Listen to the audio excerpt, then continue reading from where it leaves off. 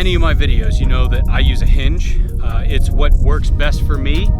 Also, it was a conscious effort in choosing a hinge to get better form and to focus on my shot process. I feel like I can do that with a hinge, and I feel like I can do that with a thumb button sometimes, but not really. In fact, if I was going to go to something, I would go with an index finger over a thumb button if I was going to make a switch. I do hunt with this thing. I've hunted with hinges in Ohio. It's worked out really well so far. The misses that I've had with a hinge in Ohio have been my fault, not the hinges.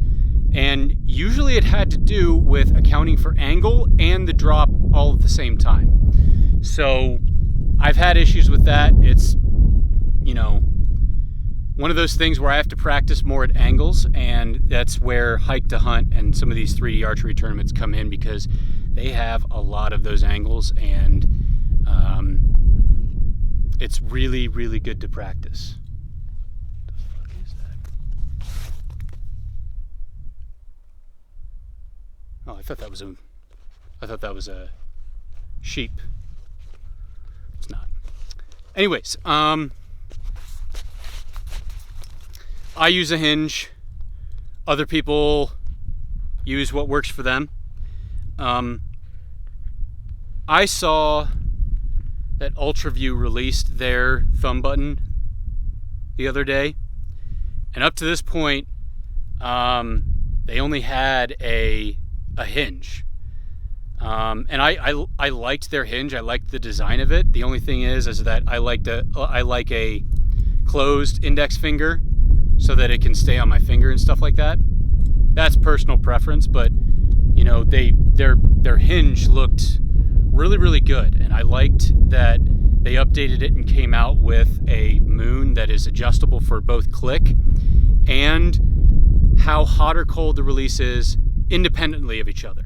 So you could have your click come really, really quickly in your shot process and then have a long travel towards where the hook falls off the moon, or you can make it as short as possible, as short as you wanted, or you could put the click moon after the fire moon. I don't really know what to call that thing, and it sounds like I'm talking about something in anime when I say the fire moon, but it is what it is.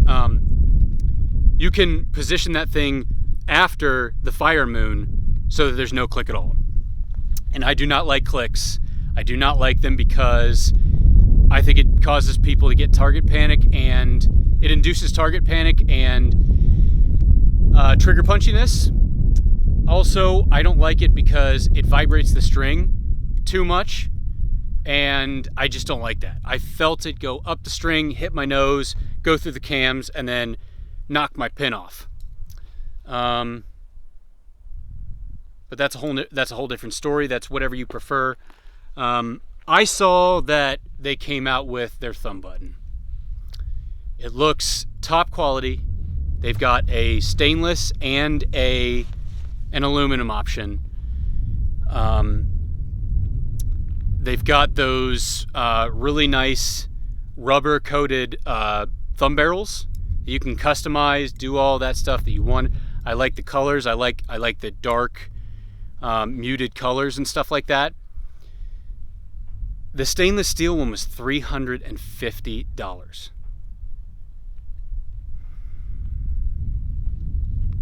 To be fair, I spent $20 on this thing, and I felt iffy about that purchase, to be honest with you. But I'd been waiting a long time for them to come out with one of these, so it is what it is. I like it, and I'm obviously going to keep it because it's brown by now. It should be a different color, but my disgusting sweaty fingers have destroyed the finish on it. But it is what it is. I think it was $350 for the stainless steel one. It was an even 300 for the aluminum version. Okay. Instead of just bashing it right off the bat because of the price, let's look at what you get for it. Okay, Ultraview, I haven't heard anything bad about their company. Maybe that's because I haven't looked for anything bad. I think they're very reputable, and from what they seem like, they are one of those companies who is dedicated to innovation, and they want to make something different. They want, and not different just for the sake of being different, but they want to make it different because they believe that it's genuinely an improvement, and they spend a lot on R&D, which is probably why it's $350 for their fucking thumb button release. The other reason why it's probably $350 is because, let's be honest, inflation is through the roof, and they probably had to pay a bunch of money for all the aluminum, all the stainless steel. They have to recoup the costs of that, and obviously they want to make a profit. Let's get those things out of the way. That price for a thumb button seems a little ridiculous.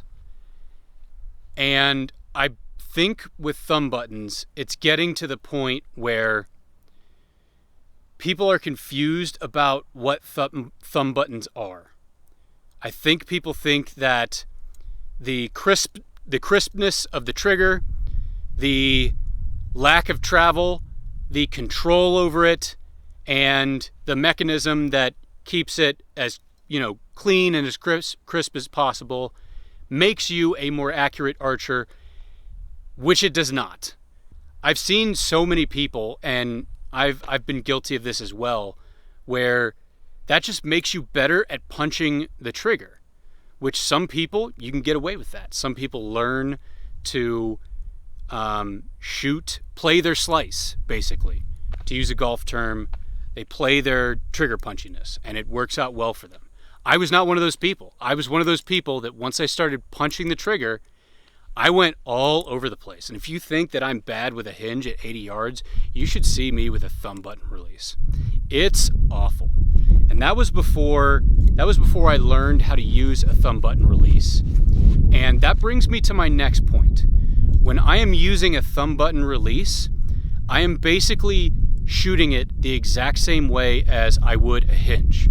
I put my finger around the thumb barrel, and then I start pulling, and that rotates your release exactly like a hinge until it goes off. I have no more control over a thumb button release than I do this thing. That's how I shoot a thumb button. That's how I have learned to be even a little bit precise and accurate with a thumb button, in which case it defeats the purpose of a thumb button because I don't actually have control over when that thumb button goes off. I have basically made the decision that I'm going to allow the amount of travel it takes to get that thing to go off, and to sit there and let my pin float around wherever it wants to go until that thing goes off. I learned that from Joel Turner. His videos have helped me immensely, and they made a lot of sense to me. So that brings me back to the thumb button release, okay? If I'm going to shoot that, if most people are going to be able to shoot that accurately only the way that I just described, where you basically shoot it like a hinge and control, focus on your shot process, focus, pull until it breaks, I feel like that defeats the purpose of a thumb button release. At that point, it's basically just a hinge. Now, there are advantages of thumb button releases where you get that thing where it clips onto your D-loop, but even then, it might not be that reliable because it can fall off, and things like that. But I feel like the thumb button as a release is a flawed system in terms of the function of accuracy and precision. If you know that you want that release to go off, you will start punching that trigger. And maybe you can control it, maybe not. I just know that for rifle shooters, they spend a lot of time focusing on not punching a trigger. And I don't see a lot of people in the archery community, at least, just walking around that make an effort to not punch the trigger, okay? And I can tell when they're punching a trigger. You can tell when you're punching a trigger. It's a little bit harder to tell from your perspective if I'm punching this thing. I do it sometimes, but when I do it, it's something where I go, shit, I did it, stop it, focus on your shot process. And then that cleans everything else up. With a thumb button, you can tell when someone's punching the trigger because they have zero follow through whatsoever. And not only that, but like you can sometimes see them clinch like that. And oftentimes they'll lose the back wall as well. That's the other thing about thumb buttons that I don't like, that I experience with a thumb button, and I see a lot of other people doing with thumb buttons. They will lose that back wall. And if you lose your back wall on an 80-pound bow, that is really, really, really hard to stop. And I didn't like it because I had the back wall collapse on me, and I tried to catch it, and I thought I tore my shoulder out of its socket. It turned out to be fine. I don't know what I did to it, but there was a loud pop, and I was afraid to shoot for 2 weeks after that, and I just let it be. And then I ended up recovering, and it was fine, but I don't know. Some people like that control. I have learned that I'm not mentally equipped to deal with having that control as a shooting mechanism or something like that. Whatever I want to say about that in this babbling incoherent rant, but when I'm shooting with a hinge, I never lose the back wall because my shot process is pulling against the back wall and rotating to get that thing to go off. So there's no risk of that happening. I haven't lost the back wall on a hinge since probably I've started shooting. And I see people lose the back wall all the time. I saw a couple of the guys that I was shooting with at Flagstaff lose their back wall with a thumb button. And then again, I got a couple of them in slow motion where you can almost see them move before the shot goes off. I'm not telling you that I'm perfect and that I don't do that. I most certainly do, but again, I can usually tell when I've punched the trigger, and I know how to correct that. I know what I need to get. I know what mindset I need to get into to stop that, and the proper form comes back to me much more quickly. And I shot a hinge the other day, and I did the exact same thing that I described, where I just got into it and pulled against the back wall, put my thumb over the barrel, just touching it, and just pulled. You don't even move your thumb. You basically just expand your hand until your thumb basically activates it, but it's a passive. Your thumb isn't moving. Your entire hand is moving to get that thumb to move and push that thumb barrel. So you're still getting the same thing. And when you look at my shot, not that I have the best shot, but when that thing activates, there is a movement of the bow going forward and my elbow going back, okay? And that to me signifies good follow through. It signifies that it is a clean brake, and that I was pulling against the back wall, and I used not only back tension but rotation to get that thing to go off. And usually if I do that, I shoot really well. I never seem to shoot well on camera, which I think everybody's bullshit alarms will go off after that, but I don't know. Maybe it's on camera I want to be perfect, and with other shots I'm less worried about it, but that's my thoughts on thumb buttons. And since they are getting more expensive, and really, in my opinion, they are flawed as a release mechanism for humans to be using to release their bow. I don't know what else to say about it. The last thing I will bring up in the case for thumb buttons versus all the other types of releases is this, okay? In that Ultraview video, they showed basically an animation of the release internally of what goes on during that shot process. I saw a lot of moving parts. I saw a lot of springs. I saw a lot of pieces of metal that have specific machined tolerances that, if messed up, can affect the performance of the release. This has 2 moving parts. 2. 1, 2. That's it. If I drop this thing in the mud, blow it off, go right to it. Might be a little gritty, but you can just wash it off, and these parts are external. They're easy to clean. You can take it apart.